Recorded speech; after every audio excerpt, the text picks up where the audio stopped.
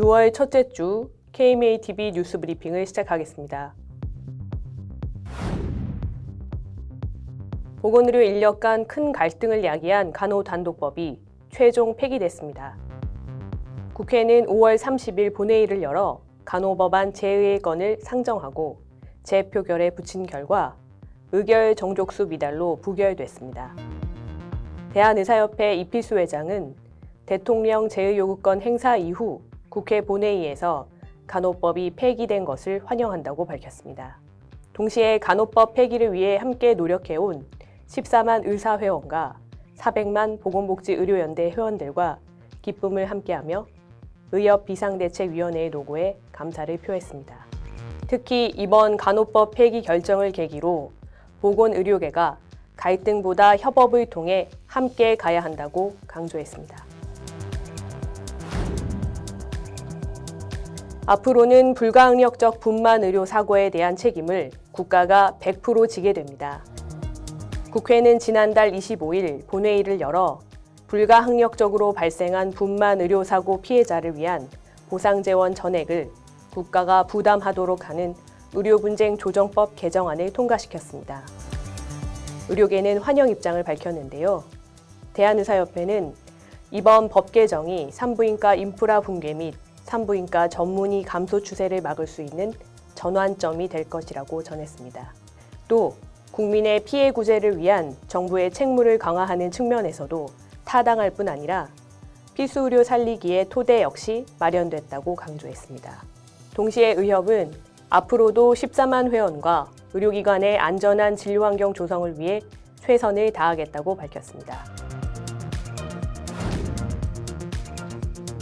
실손보험 청구 간소화법의 국회 논의가 급물살을 타자 각계의 비판이 거세지고 있습니다. 지난달 25일 국회 긴급토론회에서 정영준 보건의료단체연합 정책위원장은 보험사가 주장하는 소비자 편익은 허상일 뿐이라며 국민 건강에 미치는 영향평가가 우선이라고 지적했습니다. 참여연대 사회복지위원회 이찬진 변호사는 환자와 고도의 신뢰관계를 맺고 있는 의사에게 환자의 민감 정보를 제3자에게 주도록 강제토록 해도 되는지 의문이라고 꼬집었습니다.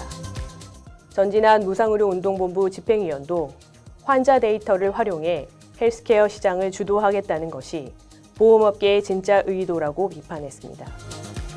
토론회에서는 특히 환자 정보를 축적하는 중개기관에 대한 부정적 의견이 대세를 이뤘는데요.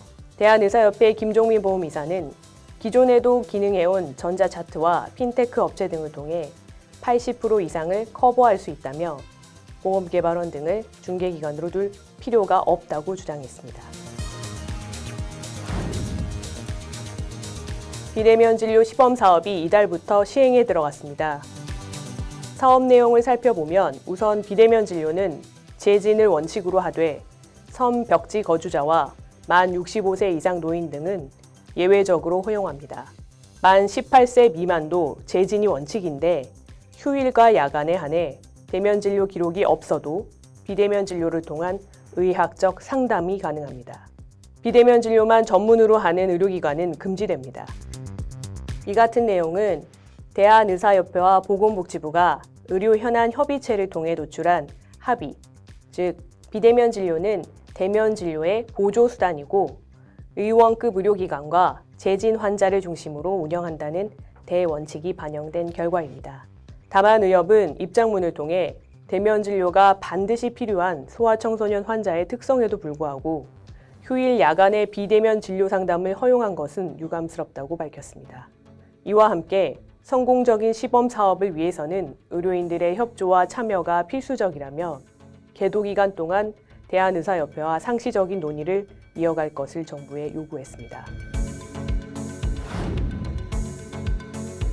1차 의료 방문진료 수가 시범 사업이 의협의 적극적인 협조로 활기를 띠고 있습니다. 의료기관을 찾기 힘든 거동 불편자를 의사가 직접 방문해 의료 서비스를 제공하는 이 사업은 최근 의협사나 커뮤니티 케어 특별위원회가 동네 의원의 참여를 권고한 결과 기존 517곳이던 참여 의원 수가 866곳으로 늘어났습니다. 방문 진료 수가는 의사 1명당 최대 60회까지 청구할 수 있고 6세 미만 소아, 의료 접근성 취약지에는 가산이 적용됩니다. 시범 사업은 오는 2025년 12월까지입니다. 과학적 근거가 부족하다는 지적을 받고 있는 한방 난임 치료를 국고로 지원하는 법안이 발의돼 논란이 예상됩니다. 더불어민주당 김영배 의원은 최근 한방 난임 치료를 연령이나 소득에 관계없이 국고로 지원하는 내용의 모자보건법 개정안을 발의했습니다. 그러나 의료계와 정부는 치료 효과와 과학적 입증이 먼저라는 입장입니다. 대한의사협회는 한방 난임 치료는 안전성과 유효성이 임상시험을 통해 입증된 적이 없으며 오히려 여러 가지 해를 끼칠 가능성이 각종 실험과 임상 데이터에서 나타나고 있다고 지적했습니다. 보건복지부 역시 치료 효과에 대한 신뢰할 만한 근거를 축적하는 게 우선이라는 입장입니다. 한편 의료정책연구소가 지자체의 한방 난임 사업을 분석한 결과 한방 난임 치료 임신율이 자연 임신율의 절반 수준인 것으로 드러났습니다. 치료 결과에 불만을 품고 의료진에게 흉기를 휘둘러 상해를 입힌 환자에게 중형이 선고됐습니다. 대구지방법원은 지난달 26일 살인 미수 혐의로 기소된 40대 A씨에게 징역 5년을 선고하고 10년간 위치 추적 전자장치 부착을 명령했습니다. A씨는 지난해 11월 대구의 한 병원에서 진료실에 있던 의사 B씨에게 흉기를 휘두르고 이를 말리던 직원의 손등을 흉기로 찔러 각각 전치 2주와 8주 상해를 입혔습니다. 재판부는 범행이 미수에 그쳤다 하더라도 결과가 참혹해 엄벌할 필요가 있다고 밝혔습니다. 소아청소년과 전공의 수가 급격히 감소하는 가운데 그나마 지원한 전공의 대부분은 수도권에 집중돼 있어 지방 소아진료 시스템이 붕괴 위기에 놓였습니다. 대한소아청소년과학회에 따르면 지난 2019년 80%에 달했던 소아과 전공의 지원율이 최근 20%대까지 추락했고 올해 소청과 전공의를 1명 이상 확보한 수련병원은 전체 80곳 중 17곳에 불과합니다. 특히 17곳 중 13곳은 서울과 인천, 경기도에 집중돼 있는데 수도권 중에서도 빅3 병원의 65%가 몰려 있습니다. 수가를 과감히 올리고 전문의에 대한 인건비 지원도 시급하다는 지적입니다. 은병욱 대한소아청소년과학회 보험이사는 수가 인상폭을 대폭 늘리고 특히 입원 진료 소아 가산은 최소한 2배 이상 높여야 한다고 주장했습니다. 또 소청과 전문의 확보에 따른 적자 보상도 함께 이루어져야 한다고 강조했습니다. 병원의 입원 전담 전문의 배치를 의무화하는 방안이 추진됩니다.